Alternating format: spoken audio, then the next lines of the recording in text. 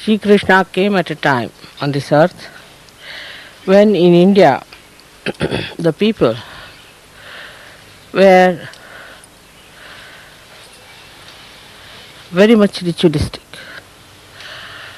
They had become slaves of the so-called Brahmins who had no idea about God at all, because they started a theme that a Brahmin can have a Brahmin son. So the birth determined the caste of a person. Before that, it was not that a Brahmin would have a Brahmin as his son. It's also true that if you are a realized soul in the real sense, if you are a really realized soul, then you must have a child which is a realized soul. And that is how also, if it was said that if the father is a Brahmin, is a realized soul, his son also becomes a Brahmin. Because you are a Sahajogi now, you can understand that a Sahajogi's son normally becomes a Sahajogi. So it was agreed that children of a Brahmin will be called as a Brahmin. Gradually it amounted to this, that any child born out of a Brahmin was called as Brahmin. Now we have seen that many Sahajogis also don't have realized souls as their children. Maybe their own karmas, maybe the child, anything it is. But even I have seen some Sahajogis having horribly devilish children. So it shows that it is not through your birth you can claim that you are a Brahmin or the one who has known the Brahma. Brahma is the all-pervading power. So you have to be a Brahmin by your karma, by what you do. That is how we have got Valmiki, who was just a fisherman. He wrote Ramayana, he was a great Brahmin. Then we have got Vyasa, who wrote Gita. He was an illegitimate son of a fisherwoman, and he wrote Gita. So this idea was flouted by Shri Krishna's incarnation. He wanted to flout this idea that Brahmins are the ones who can only worship God. So, to put another extreme to what Rama had created, to bring people into the center, because through Rama they went to another rigid form, a rigidity of ritualism, and too much of fundamentalism. So to put an end to that, he wanted to bring the society to another extreme. Of course, Sri Rama himself incarnated as Sri Krishna. As I told you about eyes yesterday, is very important. That eyes are the ones which gives you the play of Sri Krishna, the power of Sri Krishna. Even a glance, a little glance of a person who has Krishna consciousness, as they call it, if he has Krishna consciousness, then should be able to awaken the Kundalini, should be able to redeem, should be able to comfort, should be able to cure anyone. Even a glance, a side glance can do it, if it has Krishna consciousness, but not self-certified ones who say we are Krishna consciousness all the time, taking the name of Shri Krishna or any mantra. So on the left hand side, the escape is feeling guilty. When you feel guilty, they try to find out some method of expression. So they say they go to some guru, and then the guru gives them some sort of a mantra, and they accept that mantra, they go on saying. As a result of that, they catch more on the left Vishuddhi. Because if you go on saying mantra without the connection, you get completely caught up. So the left Vishuddhi is again gone, and your mantras are absolutely useless, they are destroying time. Actually, many people I have seen who get to heart attacks, who get anginas, and also who get cancer are the people who have been doing mantras like this without the connection with the divine. If you are not connected, say for example, this is not connected and I start using it too much, it will get spoiled. In the same way, the center on the left hand side gets spoiled when you start saying any mantra without being connected, without feeling the power of that mantra. So, in Sahaja Yoga, we've got mantras to neutralize these mantras on the left hand side.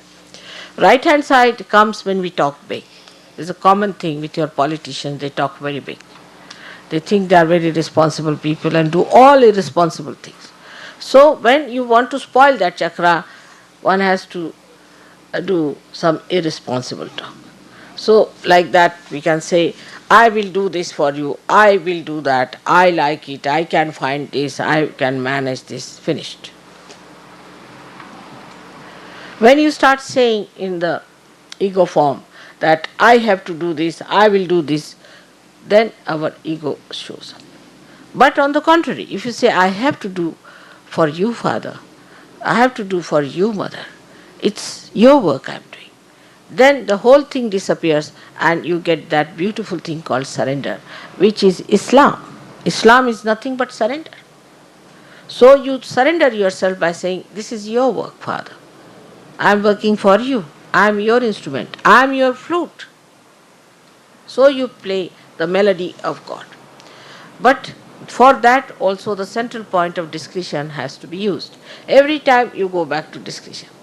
Like some people do all kinds of wrong things and they say, Mother, we did it for you. How can it be? Like somebody wants to drink. He say, I got drunk because, Mother, I wanted to help you. Or Hitler can say that I killed so many people because I wanted to remove all the Jews who killed Christ. So this right Vishuddhi gives you a kind of a mind which tries to justify everything and tries to explain everything. Every action can be explained. Why did you murder? Because this. Why did you do that? Because of this. Once you start justifying your wrong deeds, right Vishuddhi goes up to your brain. And then whatever you do has a justification. Like if I say that the Americans came to this country, they actually robbed other people of their land and now very nicely settled down. Now, when I say that, immediately most of them will go to the left Vishuddhi. Oh, we are very guilty, we did this, we did that. But a real Sahajogi won't do that. A real Sahajogi, what he will do? He said, all right, this is done by my forefathers, I did not do it. But I can try to rectify. I'll try to be beyond racialism. I'll look after these people who have been robbed. I'll try to give them whatever is possible. This is the way you face, and not just to say, oh, I'm so guilty that my forefathers did this and all that. But what are you doing about it? Like I went to Switzerland and I said, don't feel guilty. So one lady said that I'm feeling guilty for Vietnam. I said, what did you do there? Why are you feeling guilty for Vietnam of all the things at least you did not go to fight there? Why did you feel guilty about it? So she says, I'm feeling just guilty because I think we have done a wrong thing. I said, but how do you call yourself we? So this is also another point which comes out of indiscretion, that we suddenly become a personality which is a part and parcel of the whole. So we think that, oh, we in Americans are of the world. All right, how? The day you become the world, most of the problems will be solved. They are the greatest headaches, like Russians are. Both are headaches to the whole world. If they become the whole world, there is no problem. There is no problem, because then they become the love.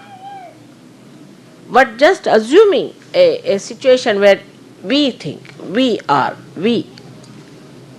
Who are the we? Husband and wife can't live together. Children and father cannot live together. Mother cannot live with the children. What are we? Where are we? Such fragmentations. They'll fight over small things like a penknife or something, which penknife to be bought? For that they will fight. How are they weak? There is no union, there is no concord. Just the opposite of all that is the Vishuddhi Chakra.